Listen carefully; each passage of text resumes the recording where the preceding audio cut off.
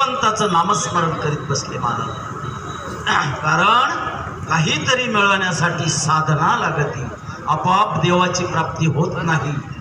आणि ज्यावेळेस छत्रपती शिवबांना कळलं की आपण काहीतरी मदत जगद्गुरु तुकाराम महाराजांना करू, म्हणून काही नजराणा त्यांना पाठविला।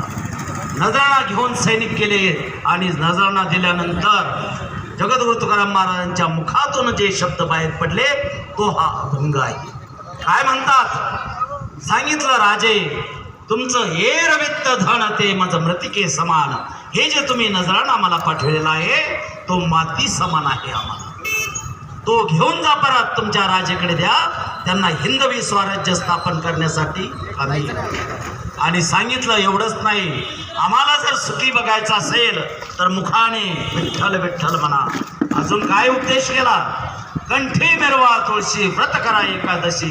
सांगितलं, राजे जर तुम्हाला आम्हाला सुखी बघायचं असेल तर कंठी मिरवा तुळशी, त्या भगवंताच्या नामाची पवित्र तुळशीची माळ घाला आणि व्रत एकादशी करा आणि हरीचे दास म्हणा। बघा, जो उपदेश जगद्गुरु तुकाराम महाराजांनी शिवबांना केला तो सैनिकांनी जाऊन सांगितला महाराज, आणि नुसताच ऐकला नाही महाराज, तो कृतीमध्ये माझे शिवाजी राजे यांनी कृतीमध्ये आणला। तिथे गेले देहूला आणि अध्यात्म गुरु आणि अनुग्रह घेतला कोणाकडून?